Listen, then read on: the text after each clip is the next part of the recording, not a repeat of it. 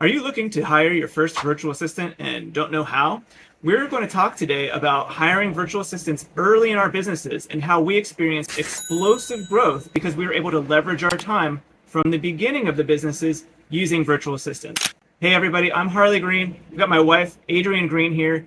We're the founders of Workergenics, and we have done several businesses that have leveraged virtual assistants, and we're here today to talk about how we leverage virtual assistants to improve operational efficiency and have explosive growth in our businesses. Welcome, Adrienne. Thank you. So Adrienne, let's start from the beginning. Let's go back to when you first started using virtual assistants. What did that look like? What was your business and where did it start? So when I first started with my first virtual assistant, I had been a real estate agent in Northern Virginia, and we had moved to Chattanooga, Tennessee at the end of 2020. And so beginning of 2021, I was looking to pretty much relaunch my real estate agent business because, of course, it's very geographically specific, right? And so I didn't have any clients, anybody I knew in Chattanooga, and I wanted to relaunch this business. And I knew that I would need a virtual assistant because I had experienced working with a virtual assistant in a past business, and I knew that in order for me to do the growth that I needed in the time that I needed, pretty much like aggressive growth and a quick timeline, I needed to have somebody to handle all the administrative stuff that didn't make me more money. And so that's how I got started. And I brought on that virtual assistant after my first sale. So, I didn't have the transaction volume or the profits. And it was a little scary at first to be like, oh my gosh, I'm taking on this commitment. I'm taking on being responsible for paying for somebody every couple weeks, right? I'm increasing that expense. The thing is, I knew that it would free me up to do more income generating activity because it would take all the busy work, all the administration off of my plate and give me time to do that income generating activity. So you bring up something that I hear a lot when I'm talking to clients or potential clients. They say, this is great. I love everything about this. I just don't have the revenue right now to afford it. Maybe I'll come back in a few months when I have the revenue. So you're saying by starting first, investing in yourself, that helped lead to more revenue. How did that work? Well, how it worked is in real estate, like a lot of businesses, there's a lot of paperwork, a lot of administration, right? So like in real estate, one of the first things I handed off as an example is the contract to close process. So once we get a house under contract, right, we've put in an offer, it's been accepted. There's a ton of paperwork that goes on behind the scenes, right? Like as an agent, you have to instruct the client, okay, here's a copy of your bound contract. Here are your next steps. You've got to, send the earnest money to the title company, and you have to communicate as an agent with the lender and with the title company and with the other agent. And there's a lot of paperwork, emails, check-ins that go into this. And it doesn't make you more money, and yet it needs to happen. So I had already had a process and a checklist that I had developed for myself of these are the steps that goes in contract to close every step of the way. Now, of course, it wasn't an entire procedure or anything. It was just, here's a checklist of the stuff that I do. So I would make sure I never skipped or forgot anything. And so when I brought on that virtual assistant, the first thing I did was I handed over that checklist and I said, okay, I'm going to do it once. I'm going to record a video. I'm going to give you the video. You're going to write the procedure, and then you're going to do it every other time. So you didn't have to have full procedures, a whole CRM, a whole system of tools, technology, and a long history of your business to still start out having a virtual assistant and be successful from day one. You just had kind of what you already were doing and had them kind of pick up where you left off. Like, what were the challenges that you faced having that person come on new, given that you didn't have like the full robust systems and procedures that we have now and that we help people set up? What I did use was a pretty basic Google Drive setup. We didn't have like a professional Google Drive account or anything like that. I just had my personal Google Drive, and I shared the folders with her, and like the checklist would be in there. The videos I would actually make and post privately on YouTube, and she would view them there. And so in terms of challenges, honestly, there wasn't much. I mean, we just did, we kind of had like the thought in that point when you're getting started of like good enough is perfect, right? And what works, and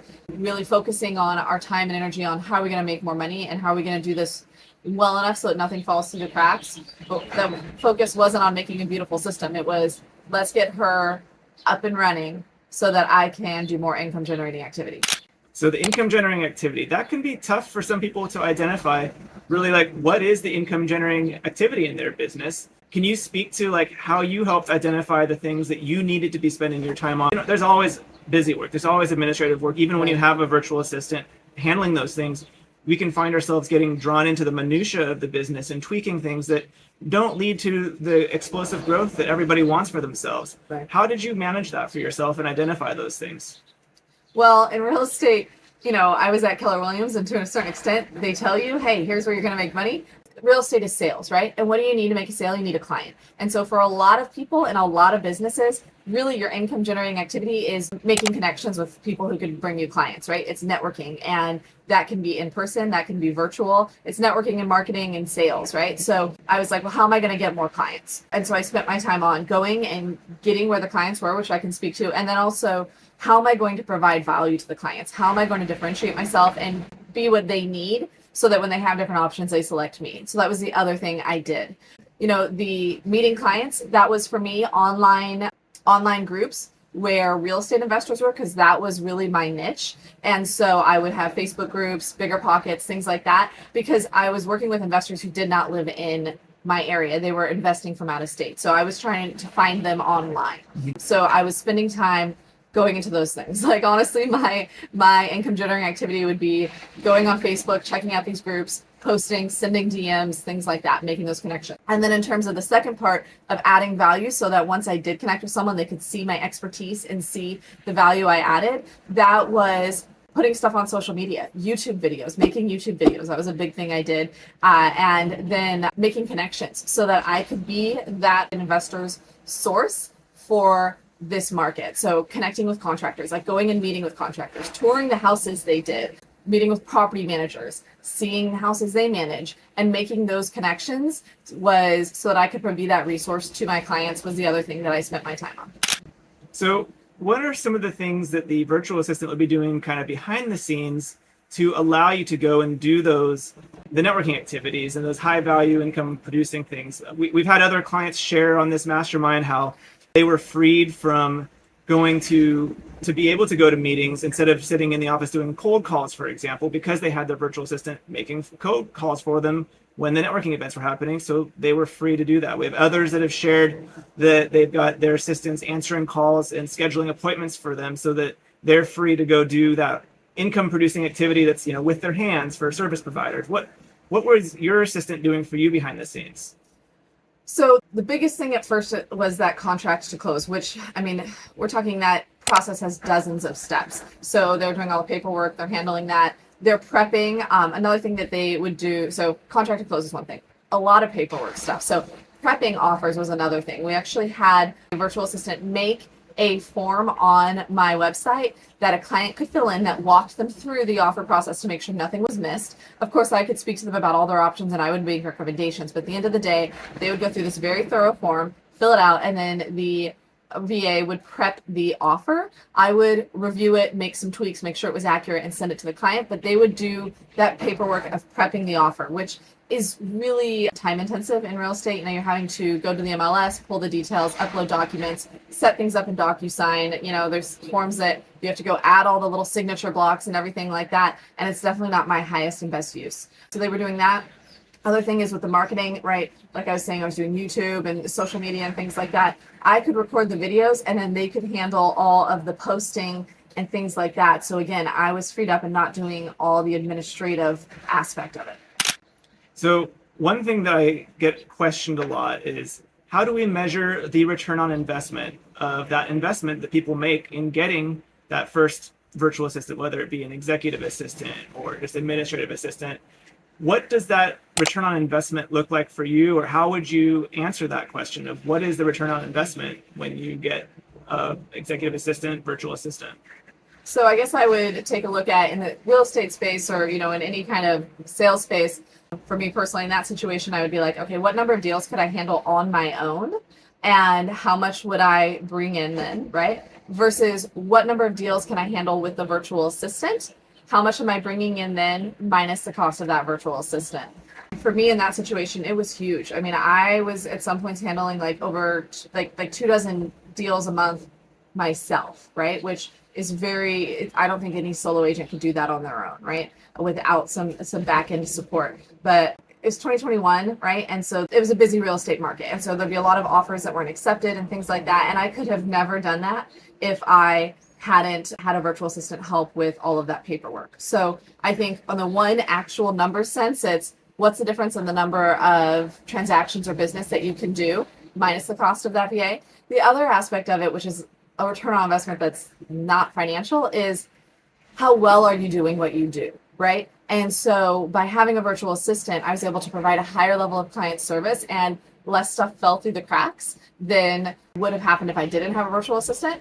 And I would say also at a third return on investment of lifestyle, right? To be honest, even with that virtual assistant, we were doing so much business that I was still having to stay up late at night to handle everything until we ended up growing and building the team out more. And it would have been even crazier if I hadn't had a virtual assistant. So there is a lifestyle return on investment that is important to think about as well. Right. So let's talk about that next level growth. So we've talked about, the operational efficiencies of that first virtual assistant. What happens when your business is successful and growing and you get to the point where you need to start building things out? There's more administrative work or back-end work, video editing work, social media work than one person can handle.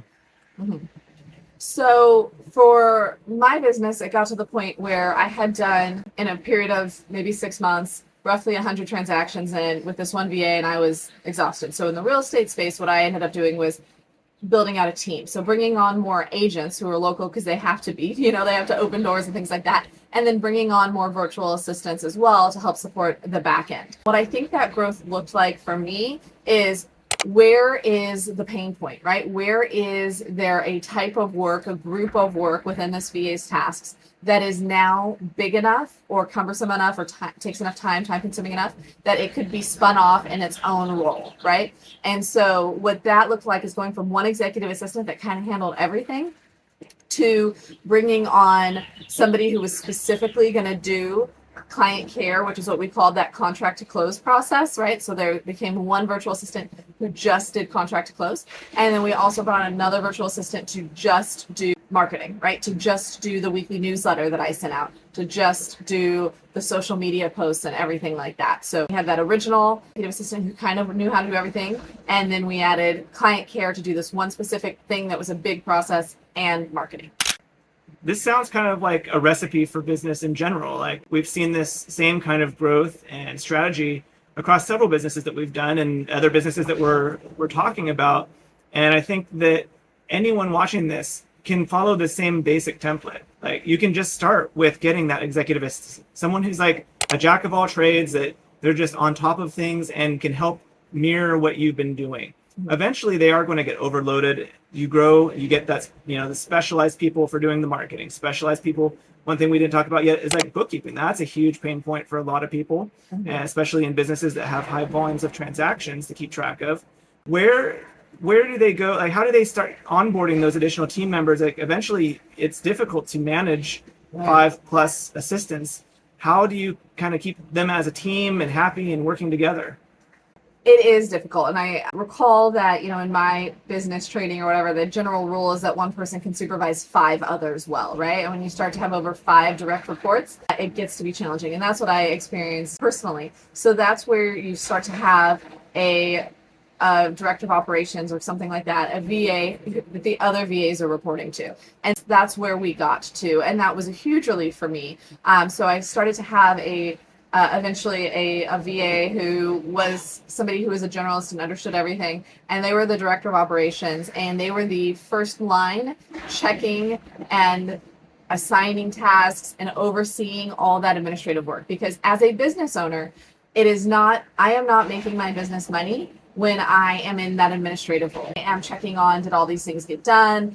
How's the social media looking? All of that, right? That's not making the team money. I'm making the team money when I'm going out, making connections, having sales calls, networking, things like that. So making social media videos. So we had a director of operations who would oversee everybody and be that first line of defense. And then I would have a weekly video meeting with the director of operations where we would kind of deep dive into any issues, anything that they learned, and I could kind of help and guide them. And then they would be directly leading everyone else. So one kind of final topic that I wanted to touch on that I think is a lot of people overlook when they're starting a business is exit strategy. And we found that when you exited your team and were successful doing that, you got a much higher valuation than a lot of other real estate teams can get because of the leverage you had with the virtual assistants. Can you maybe speak to that and like share some examples? Because you had an independent third-party consult come in and do the assessment and share some stories of other real estate teams that were unable to be sold because they just weren't worth what the principals thought they were because they were so involved in everything. They didn't leverage. Right. Well, I think there's two aspects where having virtual assistants helped with the team's valuation. The first, I think what you're speaking to a lot, is that when they value a business, right, what part of what goes into that is what's the cost going to be to replace the current owner who's selling and walking away, right? And so the more work that the current owner is doing in the business, the more expensive it's going to be to replace them. And so by having virtual assistants and really trying to do as little as possible in the business and sense of the administration and everything like that, that increased the business's value because there was less work that I was doing that they'd have to add the cost to replace. The second aspect, virtual assistants are less expensive than if you were to hire somebody locally, right? They're more affordable. And so the business's valuation is usually a multiple on what they either call SDE or net income, right? How much money you make from the business. So if I had instead had a $50,000 or $75,000 or more local director of operations, I would have less net income, right? And so then when I'm going to sell the business and they're multiplying my net income by whatever they're multiplying to sell the business, right? Depending on your industry, it might be 2, 3, 4, 5 times or more, right? So that extra cost of, let's say, $50,000 for a round number is really at a 2x multiplier, that's decreasing your business's value by 100,000. At a 3x multiplier, that's decreasing your business's value by 150,000. So having the virtual assistants helped keep the business expenses low, increasing the net income, and thereby increasing the sales price when we were doing that multiplier to get that sales price. That's incredible. That multiple effect is often something people don't think about. It is common though in real estate investing when things are leveraged. If you save $1 of expenses, that can be a multiple on the value of that commercial property. And it's the same thing with business. And I hear a lot of times people talking about, well, I was going to, have my spouse quit their W-2 job and come work in the business to do like administrative work. And I kind of cringe when I hear that because I'm like, I'm sure your spouse is very capable. They probably have a lot of value they can add. And maybe they're making good money at that W-2 job. Bringing them into the business to do a role that a virtual assistant can handle for a fraction of what their time is worth really hurts that business owner's bottom line and their future sale value. Have you kind of experienced, can you speak to that maybe, like how we didn't necessarily jump in and always like be helping each other's business or like take on roles in each other's business. We tried to be very independent of each other's business, like consulting, of course, sharing ideas and doing the really technical, specialized things that both of us are good at. Well, I think there's two parts of that. First, in selling my real estate team, since I've sold it, a lot of other real estate team owners have reached out to be like, how did you do it? Because it is so rare to have somebody who does successfully sell their team because they are super active in their business, right? They're not handing off things. They're not using virtual assistants. Or two, what we see a lot in real estate is they do get their spouses or their whole family in the business. And so then when you look to sell the business and walk away, they're discounting that business's value by so much because now they're not only having to replace one owner, they're having to replace 2 owners. And so that's one aspect of just, it really decreases your business's value because you have so many people working in the business. And then the second aspect, like you said, we may consult or things like that, but I think of, what somebody's time is worth, like you said, and can we find someone else who costs us less than that time? And I think the main things when we help in each other's businesses is like you're saying, we consult or we go in to set up a system that then a virtual assistant can handle going forward. So that's like right now with Workergenics, I help a lot with the online marketing. So I'm creating an online marketing system that we are in the process of handing off to virtual assistants to handle going forward. So I think, if you want to work together or have something where somebody is coming in, have that be a temporary consulting project-based situation where you're going to get their expertise. You're going to improve the business's systems based on that, and then you're going to move on from that relationship. So that is perfect. We've talked about how virtual assistants can improve operational efficiency at the beginning, make your time worth more so you can hit those revenue goals faster. And we walk through that process of growth, adding a team, and then finally setting things up for success, and how using the virtual assistants really boosts the value of the business so that you can exit it. You have that option, which a lot of times people will think, oh, I'm going to do this forever. Well, when you hit those revenue goals, when you're successful in business, life changes, new opportunities happen, and things become available to you that you never thought were even possible. And that's kind of what we're doing right now. I just wanted to share just briefly, like, kind of the light at the end of the tunnel, or at the pot of gold at the end of the rainbow kind of success story that we have seen because of leveraging virtual assistants. Like right now, we're sitting on the porch of one of our oceanfront beach houses. We're able to do this and not have to go into an office because we successfully leverage the virtual assistants. And it's not that we're like retired. We're probably working more than we ever have, but it's on our terms. And we're excited about new business ventures. Like, we're always thinking of what's the next thing? What's the next thing? How can we help other people grow? And you can't do that if you're in the business all the time and doing all the things that keep you from hitting these goals and doing bigger picture tasks, when there are incredible people who want to do this kind of work. And when you employ them to do this kind of work, you're actually helping them. And that's like just the last thing I want to touch on. Sometimes I hear people say, well, you know, we really want to like have people in the office, or want to support local. Like, I don't like this idea of hiring someone overseas. And I feel like, you know, in this world economy that we're in now, that's really setting you up at a disadvantage against all the competitors. And have you experienced that? Or what would you advise people that are like, hey, I'd rather hire local, pay that $70,000 salary instead of $20,000 that I can have someone virtual do it for? Knowing our virtual assistants and having relationships with them as we work together, I know how transformational it is for them to have these jobs. You know, one of our virtual assistants, Diana, who's fabulous, she has a master's degree in like nutrition and dietetics, and she's so highly educated. But the truth is, she makes more as a virtual assistant than she would as a college professor or working in the health industry. And this gives her a job where she doesn't have to fight traffic. She gets to work from home. She gets a healthier lifestyle because of that. And so it's really amazing the difference that employing these virtual assistants makes in their lives. And so I guess I see how I think it maybe would make more of a difference in transforming someone's life than it does if you're hiring locally. But it definitely doesn't make less of a difference. So I don't know that it really matters to me. Am I helping somebody here in my backyard, or I'm helping somebody around the world? I'm still helping someone, and I'm still making their life totally, totally different. Awesome. Thank you so much, Adrienne, for sharing these details and the stories of your success.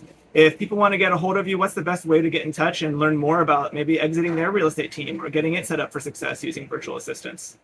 Sure. You can go to my website. It's adriennegreen.com, ADRIENNEGREEN.com, or on Instagram, @arealgreen. Happy to connect there. Awesome. Thank you so much.